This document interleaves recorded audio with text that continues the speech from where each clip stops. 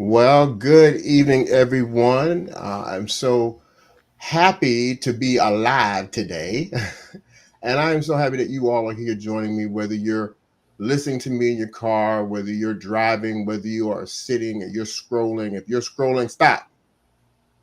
Vision for change time. That's corny, right? I know. Melanie, don't judge me, Melanie, because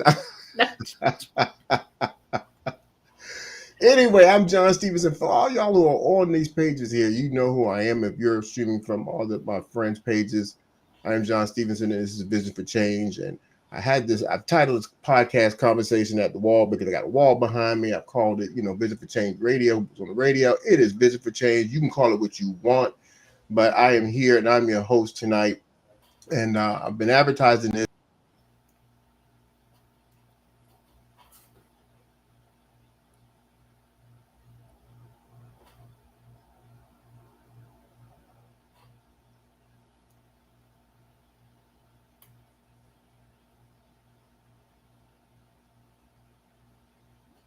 Korey, can you hear me? They froze. Did they freeze? I can hear you. Can you hear me? Yeah, but John is frozen. He's frozen.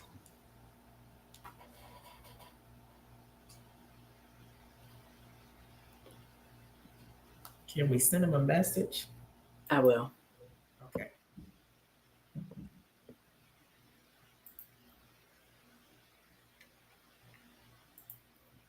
Oh, Mobility Show. Somebody posted that. Well, Yeah. He might not be frozen everywhere. Yeah, I'm texting him. Okay.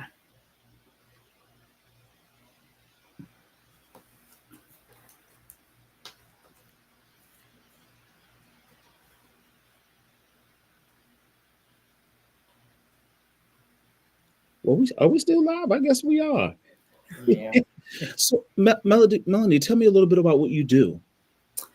I am a consultant. I there are two parts to what I do.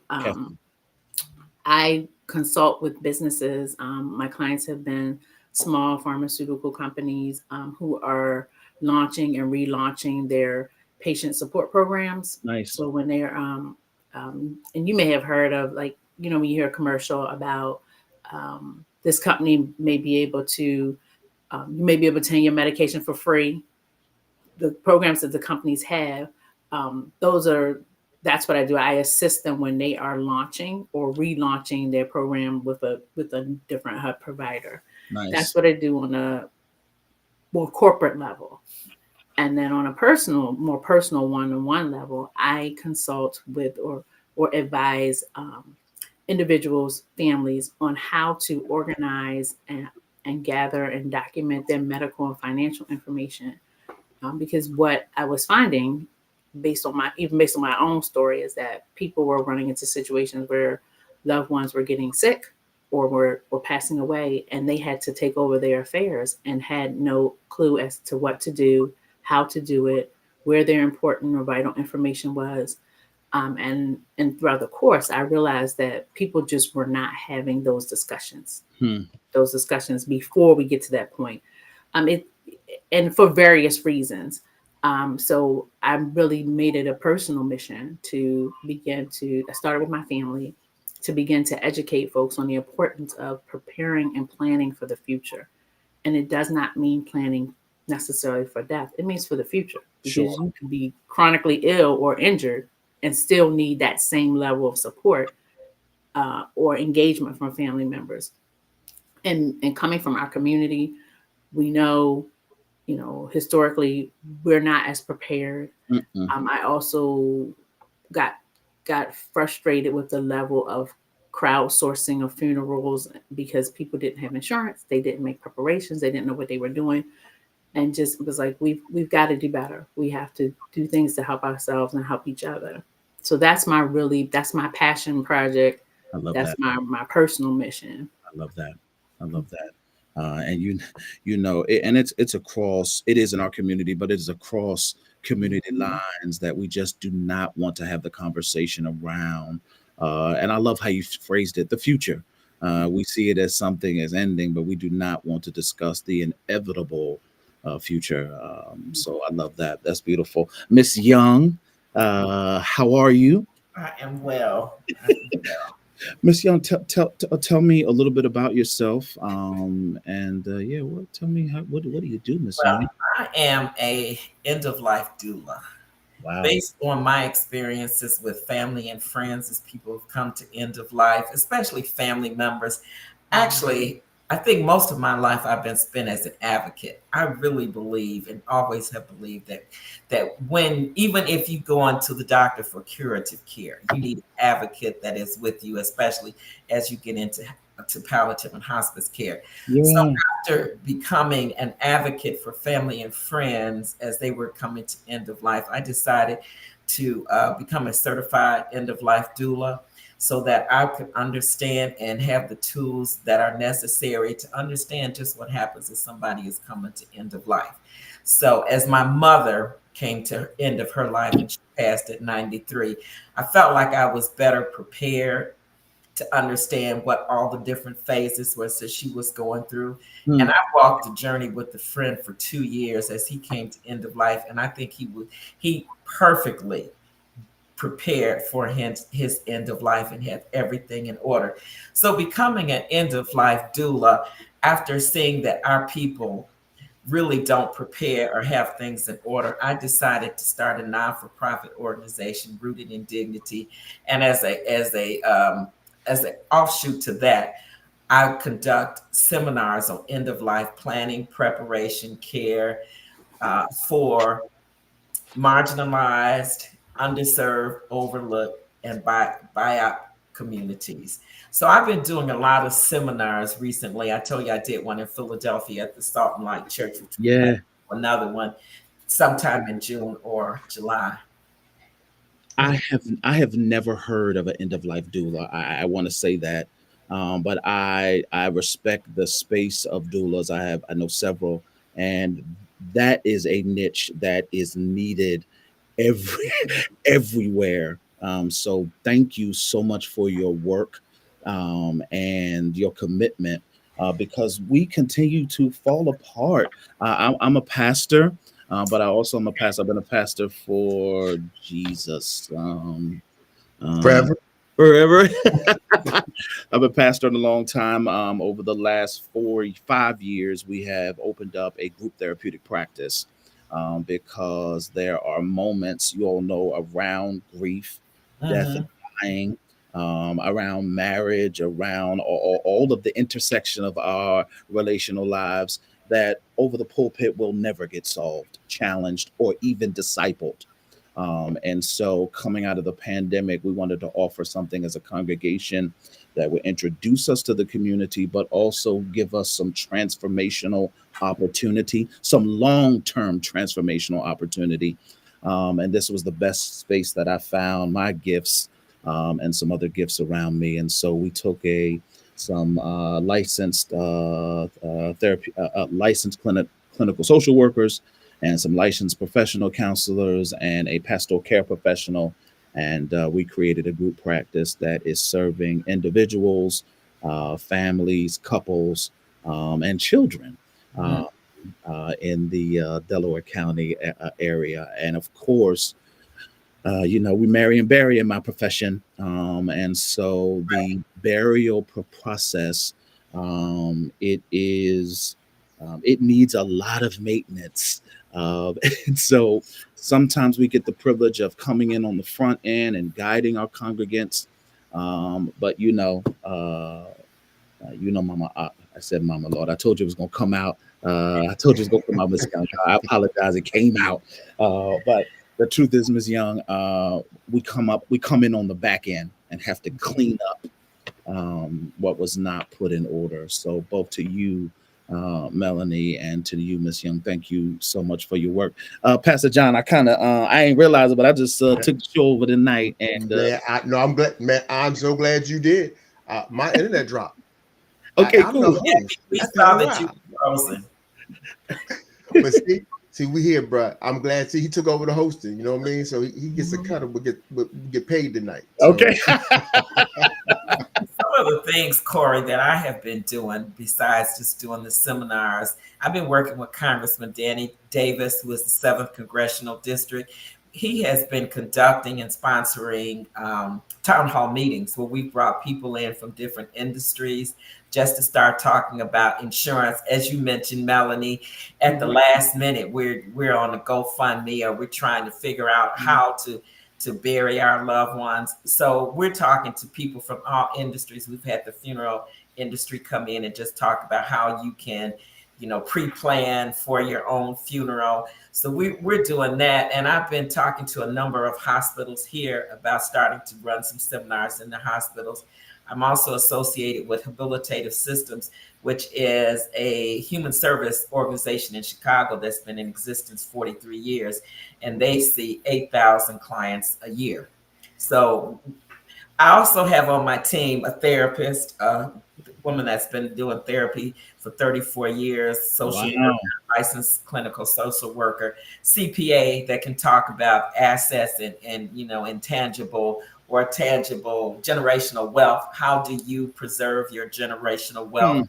Which is, Melanie, you mentioned that's one of the issues that we have. We in our community lose our assets because we don't prepare legally for end of life. It's the truth. And that's one of the things I definitely wanted us to get through tonight. One of the things that Dr. Korey and I talk about is what our community doesn't know.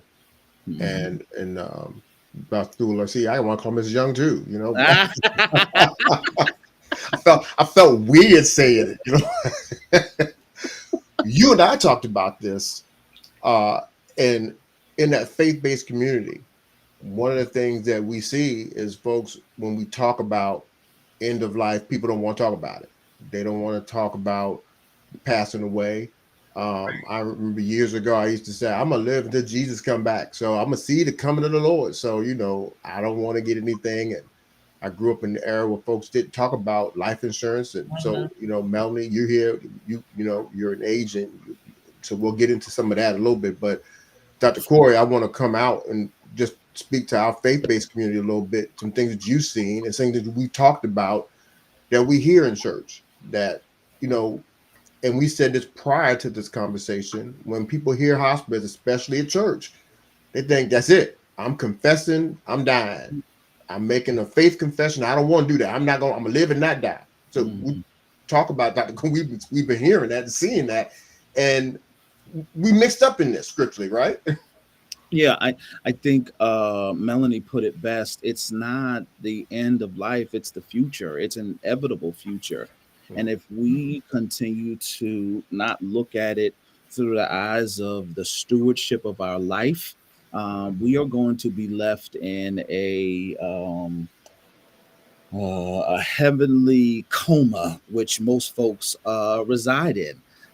We just float on a cloud thinking that our faith is going to save us. I hate to say it like that, but your faith should be informing you, not saving you.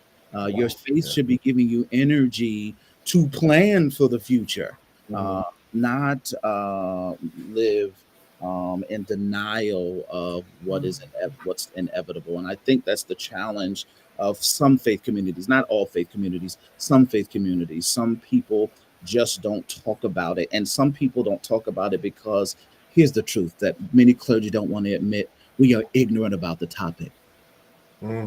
We've never done any work around the topic, and any healthy work around the topic. We lead with our experience as opposed to our intellect and the compassion of our heart. And we need responsible clergymen in this day. We need responsible leaders in this day that know how to respond to the needs of the people that they are serving, instead of being self-serving. Because self-serving doesn't require scholarship and research and challenge and understanding of the culture. When you're self-serving, you're only thinking about yourself. But we need responsible clergy and competent clergy who are going to be invested in the lives of the people that we're serving. And their future is important, not just our now. All right, I'm off my soapbox. That's good. That's good.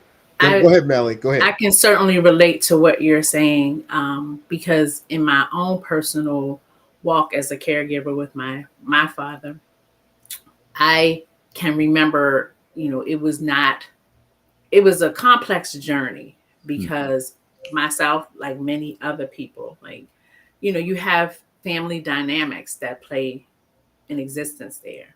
And there was a time, although my parents were married for over 20 years, they divorced. And after they divorced, there was a period of estrangement between my father, my sister, um, and between my sister and I and my father. So while we did have communication throughout the years, it was not that cohesive, kind of, we see each other all the time. We talk, we're involved deeply in each other's lives. I mean, my father certainly was there for the highlights of my adult life, but the day-to-day things, no. So when he came back into my life in a prominent way, he was sick and needed care. So in that journey, it was about, I kept saying, like, I approached it at some point like, oh my, why me? Why us? Why does this keep happening over and over? And I remember this one particular, it was New Year's Eve. My father had been in a hospital multiple times. I was walking through a hospital in Baltimore, and I just said, Lord, why? Why is this happening to us? What am I supposed to learn from this?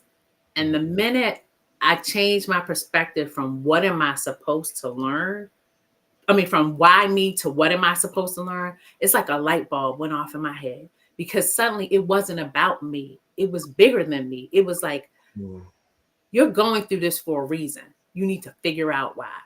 God wouldn't keep putting I feel like these challenges, because he would get better and get sick and get better and get sick. And once I think I realized that it was bigger than us, and then started thinking and talking with my sister, we realized it's about, we don't ever want to see another family, if we can avoid it, go through what we're going through. We are educated people. I have a healthcare background. My sister has a science background. And yet, so she could manage the clinical part, talking to the doctors and understanding what was going on. I could manage all of the insurance, administrative stuff, all of that stuff. We were a dynamic duo and we struggled. So we kept saying, if we're struggling, what about the patient who has no one, like you said, advocate?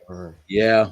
There's no one advocating for them. Or people who just don't know. Like you said, we don't know. We're ignorant, and because we just don't know how things work. That's not, it's confusing. Healthcare in this country is very complex. Oh my God. And so, and then there are a lot of factors that play in it. There are socioeconomic factors that are in play. So every time my father went into the hospital and he spent multiple stays in medical rehab for months at a time, we were present. Like, you need to be present and you need to be highly engaged. And then suddenly everything, it becomes about someone else and community. And I found through that, it was like you begin to see all the loopholes, the where the gaps fall, where we weren't educated and where we weren't prepared. I was not prepared. My sister and I were not prepared. My father was not prepared. And as we realized that, you go along the way, then you start having those discussions, the community discussions we talk about.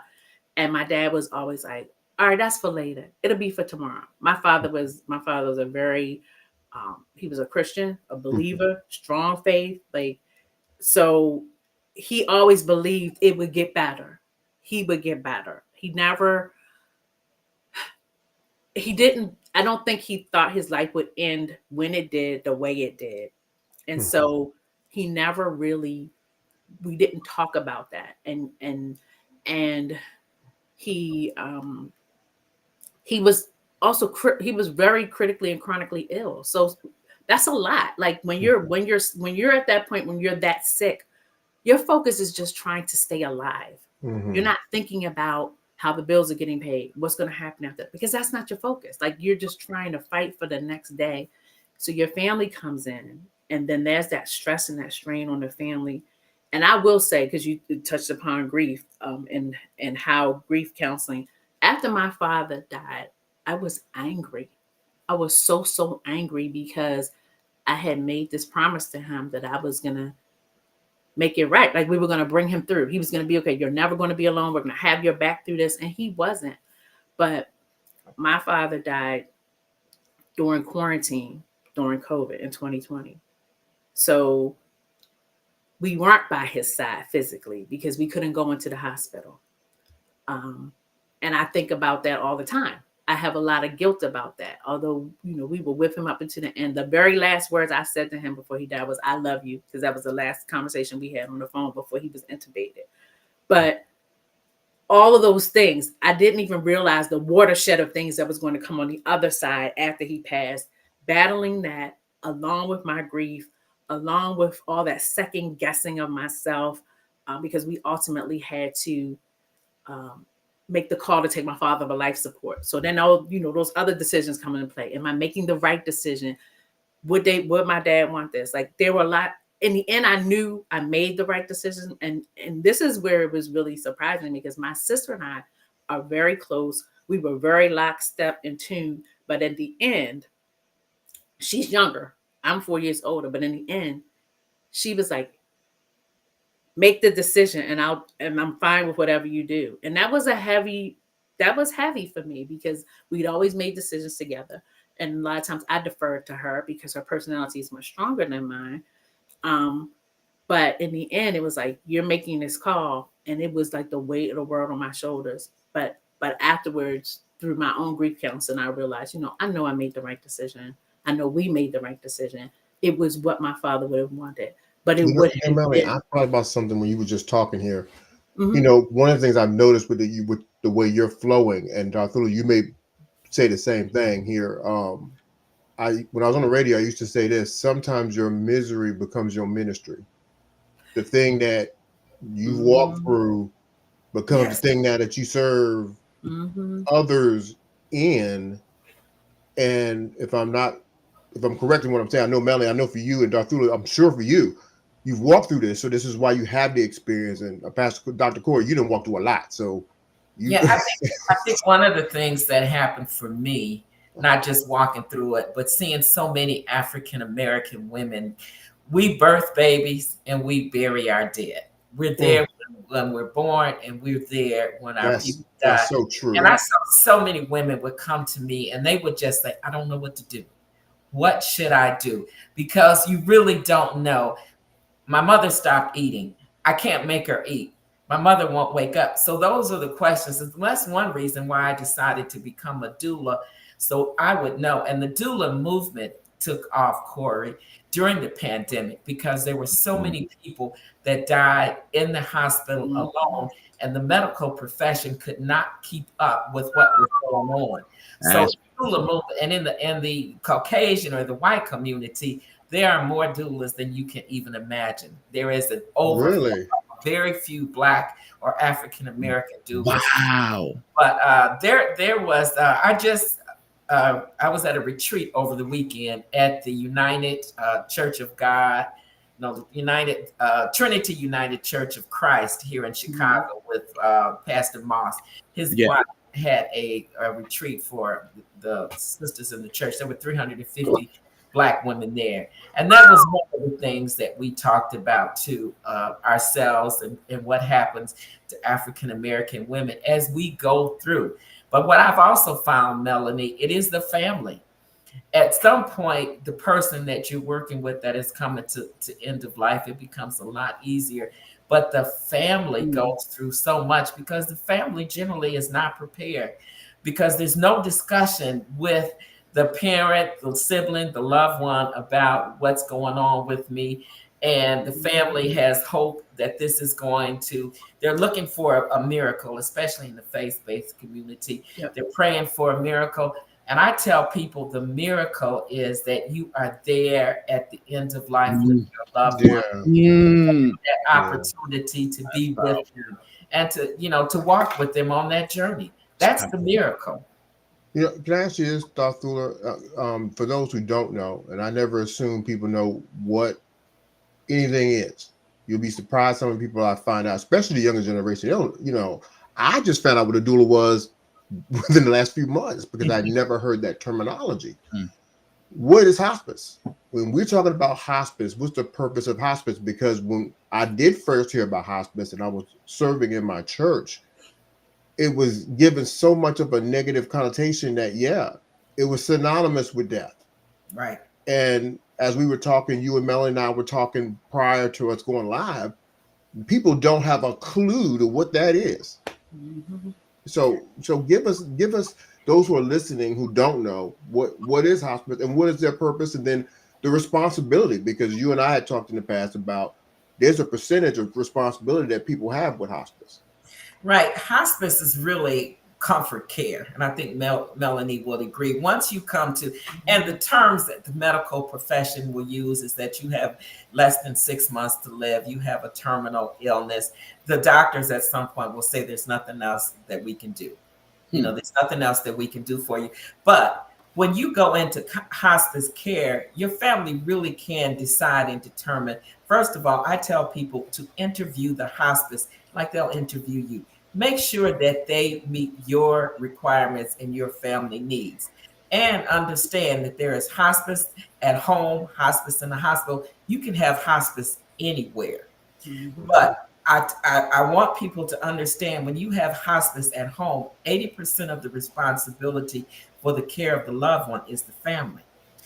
The nurse will come in 2 to 3 times a week, 30 minutes, take vitals, tell you where they are in the process of end of life, and basically it. Make sure that you have the medication, that the person is not experiencing any pain episodes, and just give you advice. When you're at home, it is overwhelming, and I try and prepare the family to understand that this is your responsibility, and how are you going to put your plan. I try and help them put a plan in order so they will know what they need to do 80% of the time. And I think that is such a critical point to stress with people about the responsibility that it will put on the family. And that is something that you really need to talk to loved ones about, because people often say, I want to die at home, but they don't understand what that entails and what that means for family members, and the level of care required. And then the thing about when you do hospice at a facility, especially as it comes closer to the time that they know that the death is imminent, you can come at any time. You can be there all 24/7. You can be there, not rendering the care, but being there with your loved one, and taking that walk, and just being there, talking and being compassionate. And it makes a difference. But it certainly is a preference thing. And I think it is an ability thing as well too.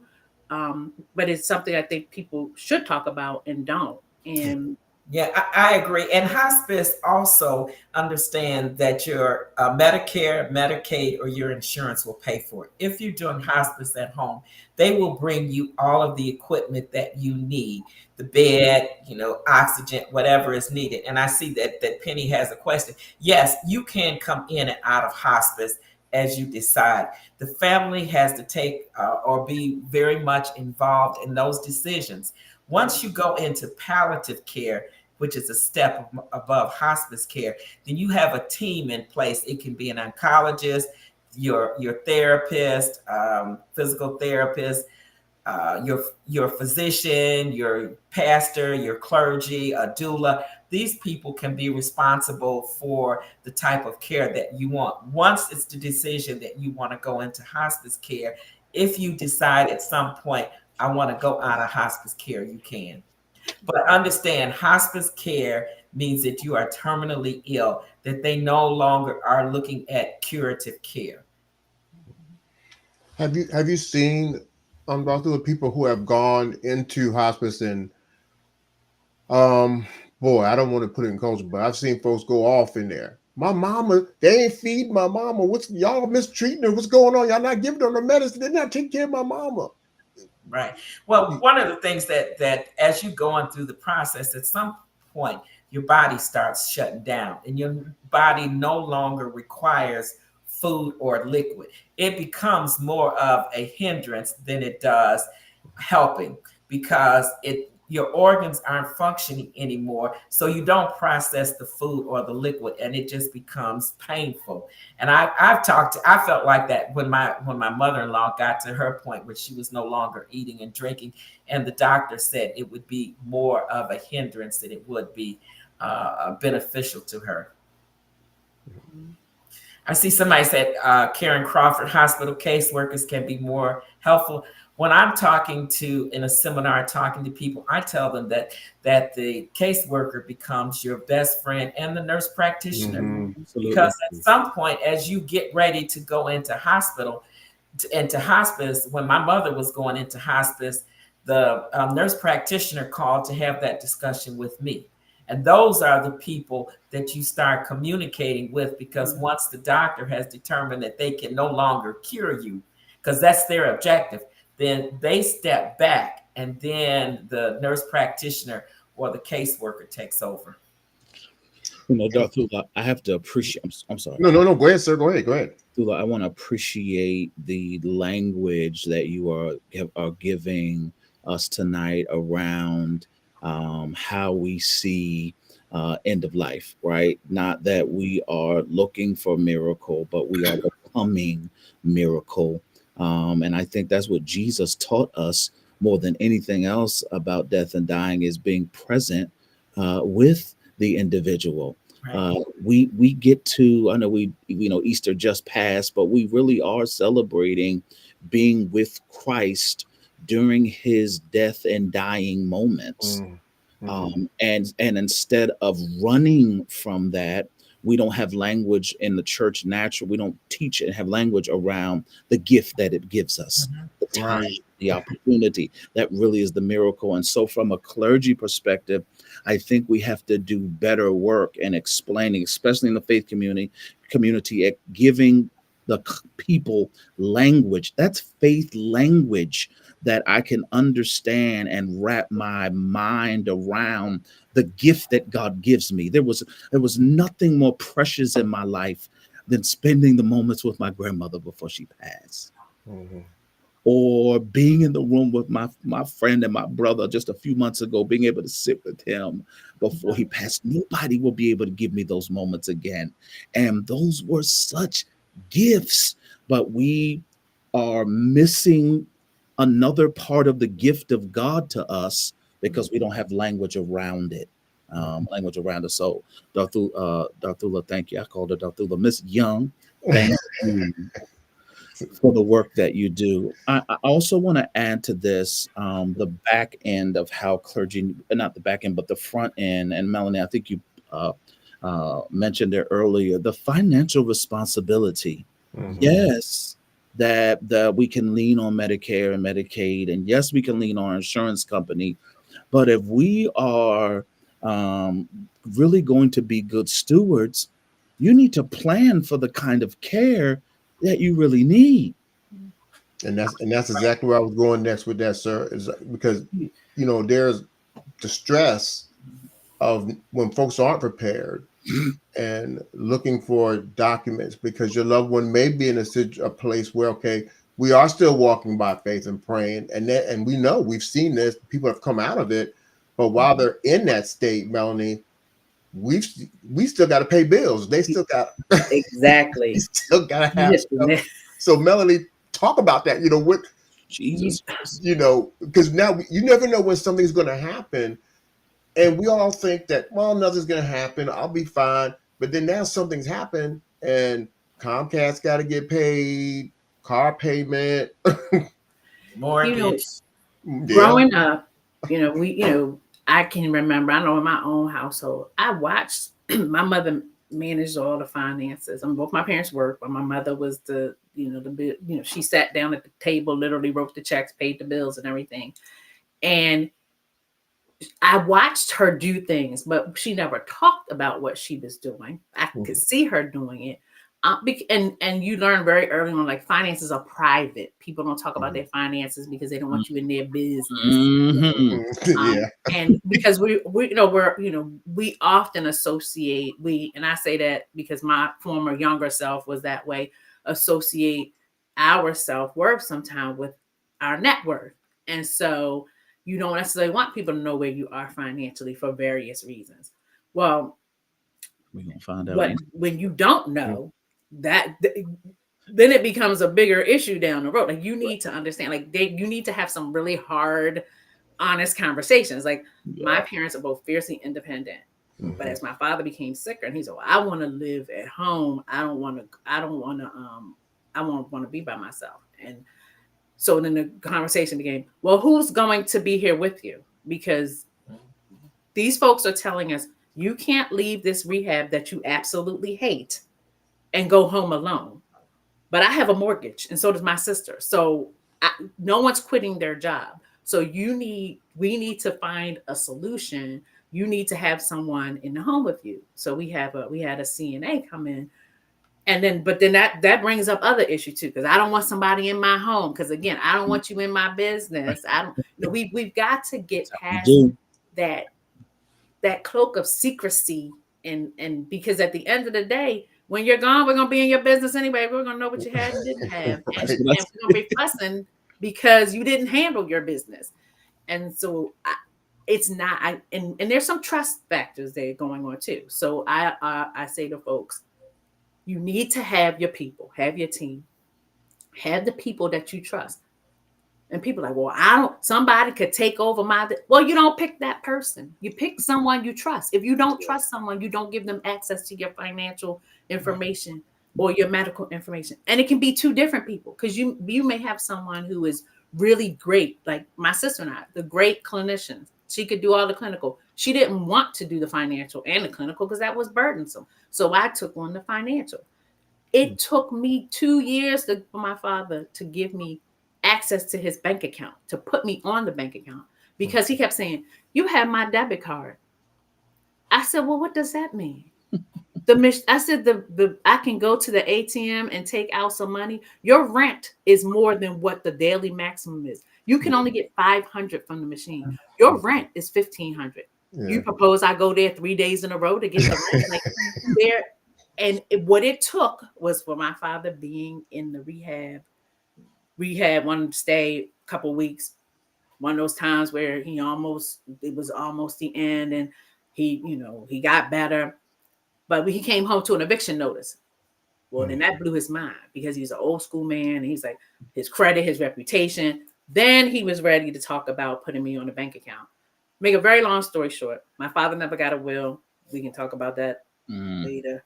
But when he died, because I was on the bank account and co-owner, the bank did not freeze the assets, and we were able to access that money, pay for his funeral before the insurance kicked in. I mean, you have to file a claim, and I wasn't going to sign benefits and get him 3% and all that jazz.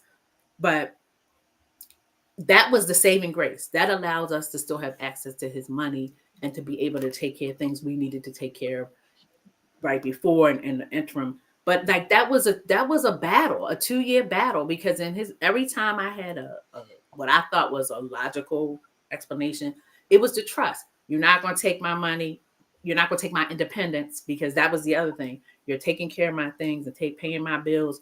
But at the same time, I'm like, but you can't put all this on us and not give us the tools and not give us access to the information. So I don't want folks having to be like me, digging through folders when you go for visits, waiting for him to turn his back and go to sleep, and sliding papers into my purse that I took home and then copied on my printer. But I was glad I did, because at the end of the day, I had insurance policy numbers. I had numbers. I had the number to the pension office, so I could contact them when he died, like all those things, because he had no will. So I was really working on people's goodwill and tears.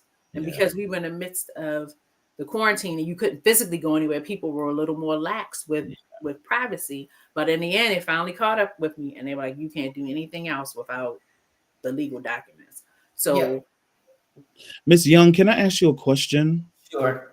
How do you disarm people's suspicions in order to help guide them through the process? I think you could probably give a whole lot of people some skill set that they need, because your gifting is really about that, if I understand Doula, to be able to disarm those suspicions in those critical moments to provide some care. So what are some strategies you could offer to us? I'm a pastor. Please help me too. It ain't just for me too. Okay? Yeah, Modules that I need to hear this too. Definitely need to hear this. yeah, I built in a module that talks about all of that. But I really try, and I have offered to sit one-on-one with people and talk to the parents to try and make them understand how critical this is and what happens if you don't have this in place.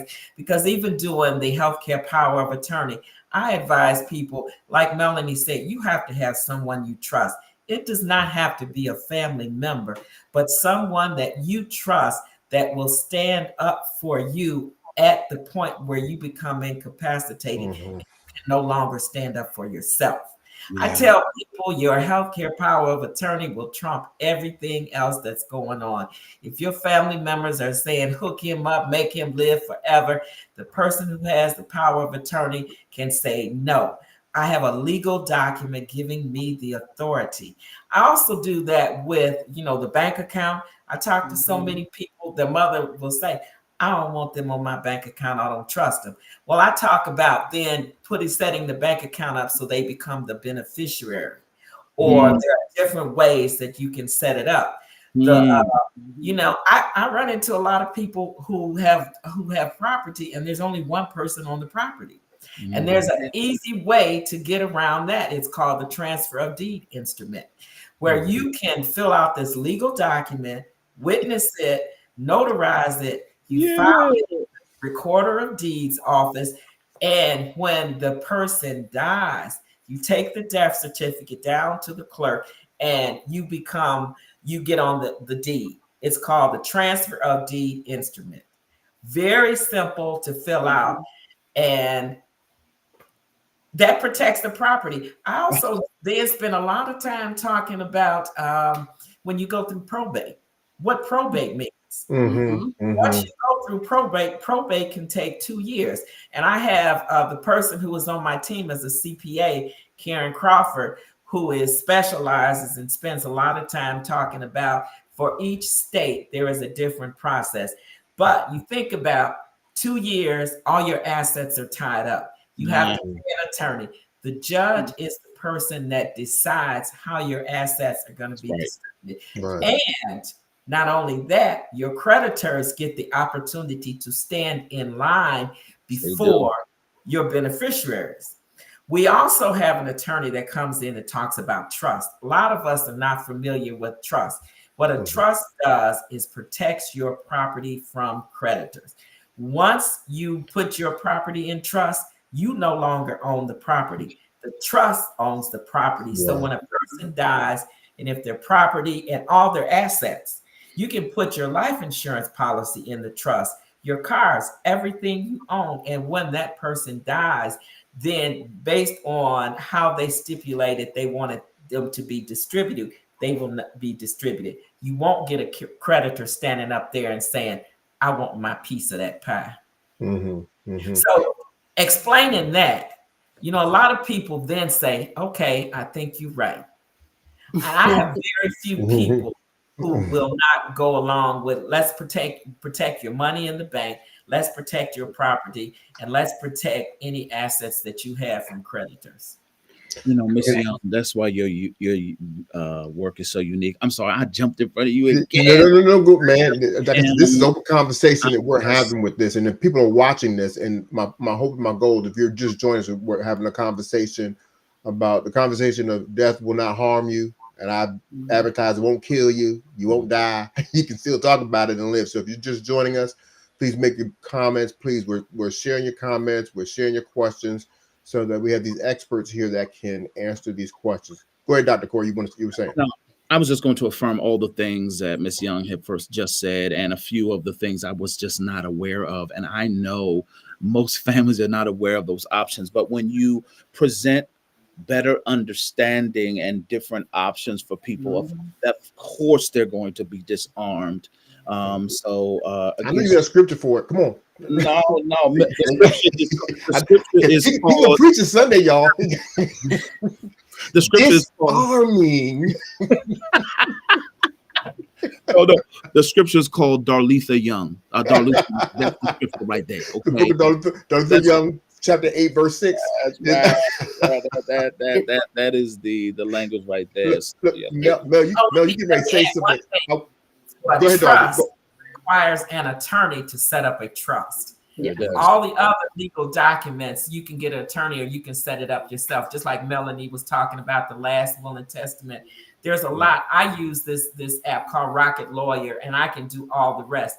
But if you want to set up a trust, no matter where you are, it requires a lawyer, and it can cost $3,000, $4,000, $5,000, just depending on the lawyer. I like to piggyback on that about like whatever you do something. Like there's so many options. You don't have to the trust, all of that. I'm glad that you mentioned that, because there are so many options on what you can do, because people are concerned about taxes, inheritance tax, things like that, creating burdens, financial burdens for their family through their assets and estates, and then ultimately potentially losing properties and things. Like I tell clients all the time, you need to consult a financial planner or an accountant or an estate planning attorney, because they are the ones who know the intricacies of the law. There are documents, and you are very correct, Ms. Young, there are documents that you can do on your own if you are savvy and you understand. But if you don't, certainly seek out the advice of licensed professionals. Right. I agree. In my case, I tell people all the time, my father died and he didn't have anything in place. I needed a document that cost $75 to file at the courthouse, but there were so many things I didn't know how to put the numbers in to value things to get the document. I had to use an attorney. That $75 document, that one piece of paper, cost me $5,000 when I was finished with the attorney. It wouldn't have cost my father $5,000 to get a will, because he didn't have a complicated estate, but I had to use an attorney. And no, this is not any way anything negative against the attorney. You pay for your expertise. I want to be paid for my expertise. I imagine he wants to be paid for his. He wanted to be paid for his too. And he was very flexible. He said, I can do as much as you can do, as much. I can do as much as you don't want. I can use my paralegal. She's half the rate that I am.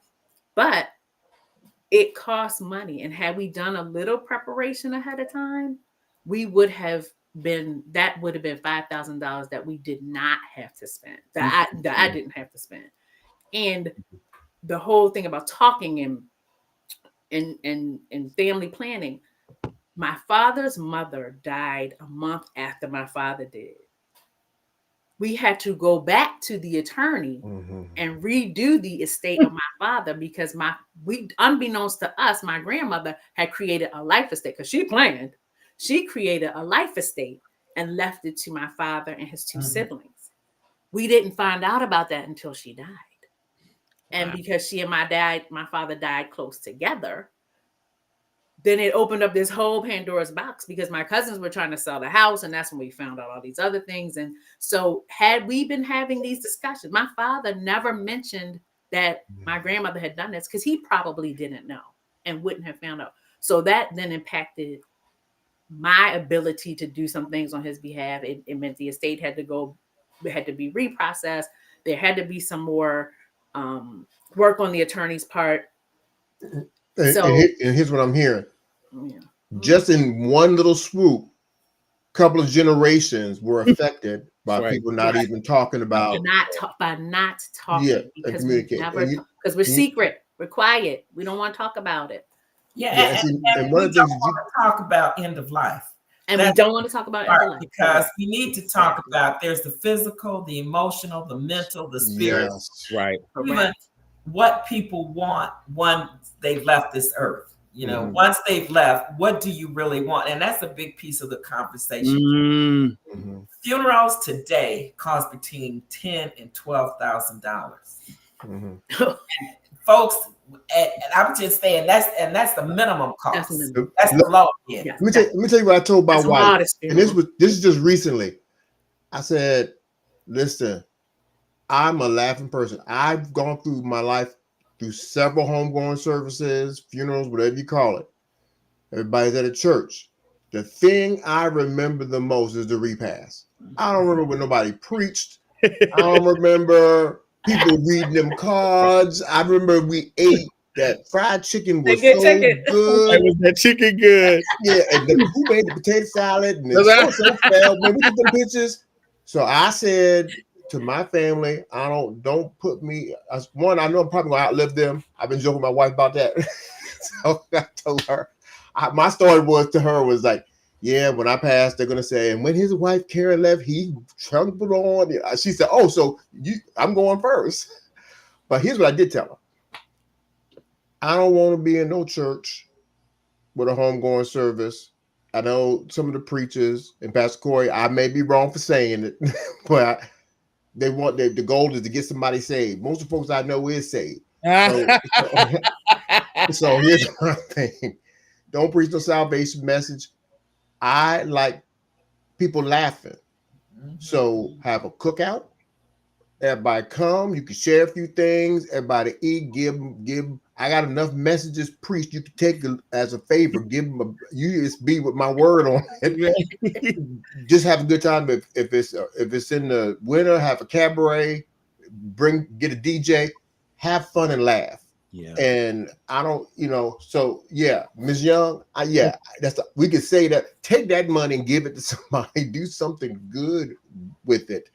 I want to slide into something because Melanie, you created something I want to get in for just our time here because I don't want to keep people too long because I've got you experts here and you all have great things that you offer, and I want people to hear the things that you have going on because there are people out here listening, whether you're watching a replay or what have you. If you haven't shared this out, please share this out on your pages for me, please. Melanie, you've got something that you created, which I think is wonderful to help people just in their pre-planning. There's something that it makes it so simple. Yes, it is my, I call it the healthcare planning toolkit. And it's really more than healthcare. It's a spiral bound workbook that I created where you can capture your important financial and medical information in one space, so that in the event that someone needed to come in and take care of you, they can go right to that book and have all your information. It came from my own dad because my father was a kidney patient, and he had we called it a white folder that went with him to all of his appointments, so much so his doctors were like, you didn't bring the white binder, because it had everything, and we would show it to the doctors, or his aide would show it to the doctors. But this kind of came from the white book in that it's spiral bound. You can fill it out. I think I have one right here. You can fill it out with all of your information. I don't know, you can't really see it, but it's not really clear. But I have categories. You can put in your banking information, your insurance information, your health information, anything, passwords, all those things, because my target audience initially was seniors. And, a lot of people still like to write stuff down. They have in a bunch of pieces of paper. Put all your pieces of paper information in this one book. It's small enough. It can go in your desk drawer and be locked up. It can go in your tabletop safe, your file cabinet and be locked up. You could even put it in your safe deposit box because you can bend it and put it in.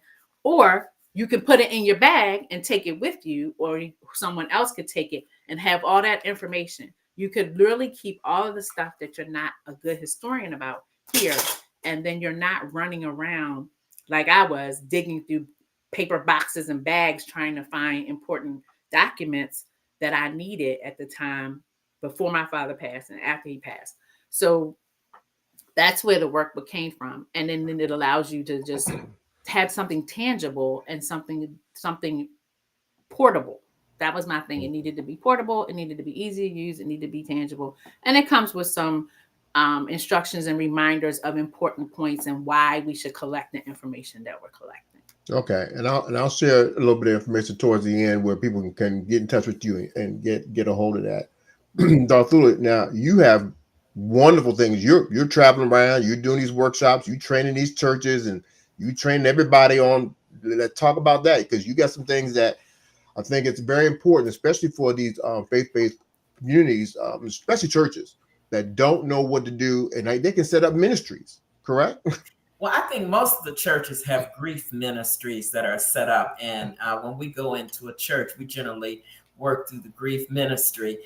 But there are a number. How I first really got involved in the churches, there was a PBS special, and there's a Dr. Maisha Robinson who participated in the special. And it was based on why do African Americans don't prepare for end of life in the faith-based communities. Mm-hmm. And it was interesting because on the West Coast, they really didn't do much, but on the East Coast, there was a pastor and his wife who lost two sons. One did not go through hospice and the other did. So they became advocates for hospice because they saw the difference in the different suffering that the first son had, and the second son had a very peaceful death. But I contacted Dr. Maisha Robinson. She wrote a paper about this too. She grew up as a pastor's daughter. One of the things that she was very adamant about, and she thought this was the solution, is to really go into the churches and start talking to the faith-based communities about why we need to prepare for end of life, and to just get the message out that, God is the only one that can decide when you come to end of life. But also, I think, Reverend, in the Bible, it talks about Jesus also prepares for end of life and prepared his disciples and everybody else for end of life. And that is something that we need to do, that we need to start talking about. And conversations that I'm having with pastors and their parishioners is that they definitely have come to the point where they understand that this is something that we do need to take a look at. Mm-hmm. I want to add one other thing that we talk about and think about seniors. When you become 18, you are considered an adult. Mm-hmm. And some of these documents that you have to have in place, if you become sick, get in a car accident, you're 19, 20 years old, the first thing the doctors are going to ask you is who has their power of attorney, who has their That's so true. And then they go through the family and they'll start talking about the mother, the sister, the wife, and everybody else. Mm-hmm. But our message is not just for senior citizens. We talk about, yes, your parents, your siblings, your, everybody in the family, but an 18-year-old needs to start thinking about putting their own affairs in order. If they become sick, who has their, financial power of attorney and can make decisions for them. One other thing, a friend of mine, she did not have HIPAA, and I think everybody's familiar with HIPAA, which is federal law. Her husband died, and she went to the doctors to get his medical records. They would not give them to her because they said her husband had not signed a HIPAA document. Oh, that can happen. Yes. That's the most basic. That's the most basic thing you can do. Mm-hmm. And I think people don't even realize what they're doing when they're signing things sometimes. When you go to a doctor's visit, whether you're a new patient or you're coming at the end of the year, they give you all those papers to sign. Yeah. One of them is the HIPAA release. It asks you to name the person that you get permission for them to talk about your health care with. And you have to give their name and their, phone number or whatever. But you have to do that because just because my kids are both 18 and over, but they still obviously are dependent on me and my husband. But just because they are doesn't mean that we have a right to have access to their health information, right. Unless they give it to us and it is on record. The doctor won't even call your house and leave a message. Like we all live together. They will not leave a message on the phone for them unless they have said it's okay, because they know other people could potentially hear it. Well, that part, I figured, I guess when you died, they would give the information up to the spouse. But if I guess that's true. If you didn't sign their name on that, why would they get it? Because we know folks that have been married and left their spouse and then common law living with somebody else for 25 years. Right. So that happens. That's real. That's a whole real nother talk. show. So well, I'm gonna give that information to the lady I left 25 years ago. Oh my goodness. Yes. Okay. So it's important. That's why we try and stress, and Melanie knows this as well as I do, especially going through what she went through with her father, how important it is. One of the other things, and I'm going to mention this one last thing, squatters. When I Google my name after my mother passed, what I generally tell people is that there are certain things that you do when somebody dies, and one of them is protect the property. I always thought, you lock up the property so you don't have family coming over, sneaking out. But I had a squatter move into my mother's apartment. Wow. It took 1 year for me to get that person out because squatters are not a criminal act. It is a civil act. It must have cost probably, in terms of damage and everything, $40,000 in order to get that person out. And if you look across the board now in the city and in the country, squatters are a big thing since the pandemic. Yeah. But that is something that I also stress to people. You have to protect your property once someone dies, because people will break in and move in, and it's not a criminal act, it's a civil. You have to go through the legal process to get them out. I know. See, this is why we have this conversation. But see, that kind of stuff, you wouldn't even think about it. And somebody being single, you wouldn't even, and somebody could take advantage of somebody's place. It could be your dad, and he's in another state, and they moved in. Now you got to go through all this money to get them out of there. Wow. Dr. Grice. All right, so you've got this practice, and you've got several therapists that are available and accessible to help in these areas. Let's talk about that just a little bit, and I want to do just to close out, because we're getting over our hour time. I want to be able to have you all tell us how we can get in contact with you. Yeah, I think that one of the gifts that we have at the Life Turn Network is we are a model. And there are very few congregations who have taken mental health seriously beyond the ministry, right? Ministries are going to help some short-term and triage moments. But I think Christ was into long-term transformation. And I think in this day and time, we need to go beyond the borders of just an official ministry, but I think congregations need a mental health arm that is providing care for their congregants, particularly in African American community. And I just can't say African American community. People trust their church. And they trust their leadership, despite all of the criticisms that the church gets. We do present a level of safety when it comes to specifically grief care. And people are in our pews grieving. They're in our Bible studies and all the things that we host, our shows and things we do, conferences. They're grieving. And a lot of their pain is grief. And over the pulpit on Sunday morning is not going to solve the problem. We need to be able to have a resource to be able to support our congregants, but also a resource to support the community that is around us. Why not us? Why not provide a safe space for people to go? And some of you may know this, but during the pandemic, the divorce rates quadrupled, right? That like you, Miss Young, my practice boomed during the pandemic because people had to sit with themselves and realize I got some crazy in me, right? or I'm having I can't believe I'm still wrestling with these issues.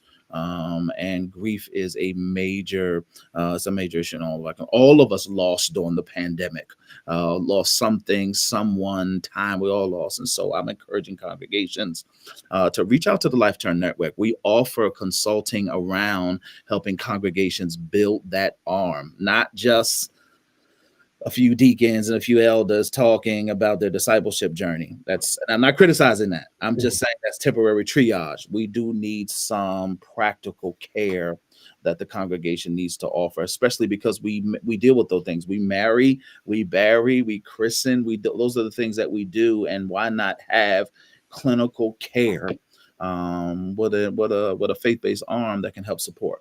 We are, and I say this to clergy, and I say this to congregations, we are outsourcing resources that really could be coming into us, helping us further the mission that we want to do. Why continue to give that kind of care to people who don't have the kingdom and the faith or the heart of our congregants in care? The pharmaceutical companies and some of the other officers are raping our people, giving them terrible care and charging them astronomical numbers.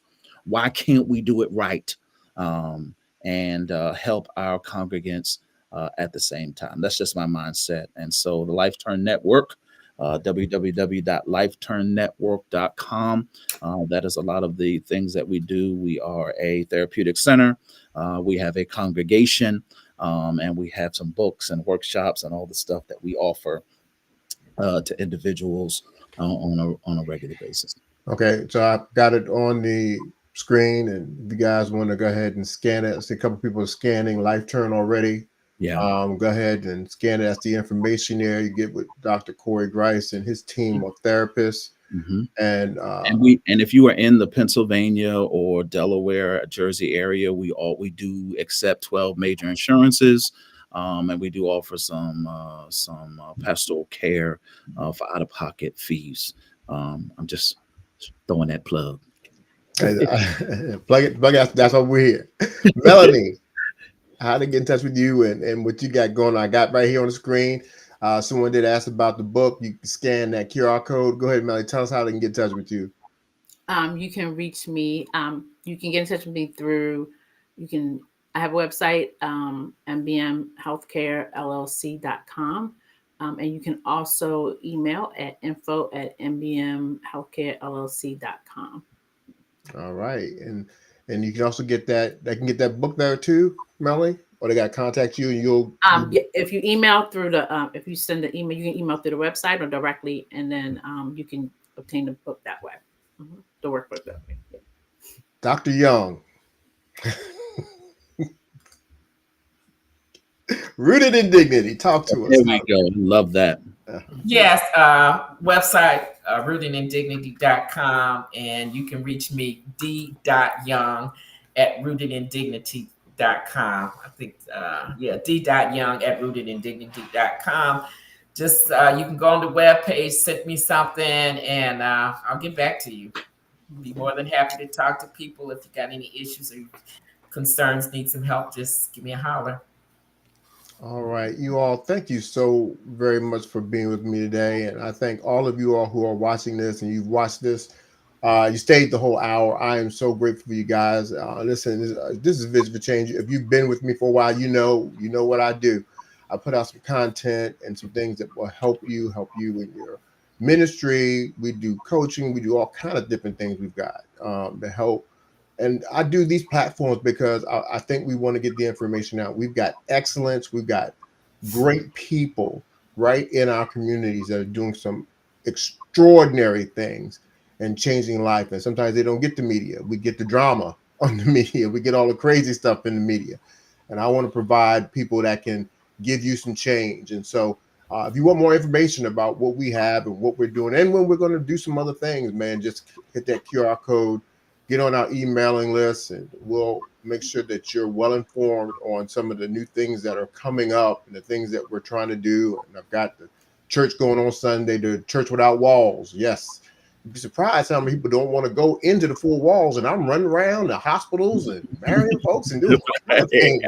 But I love it. I feel so free doing it, And I'm not going to end this. I want to end this with I'm gonna go do a little quick round table. And I'm going to start with you, Ms. Young.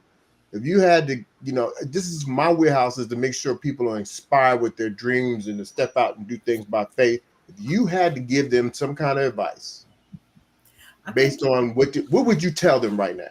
I think you just step out on faith. And one thing that prevents us from moving forward and realizing our dream is fear.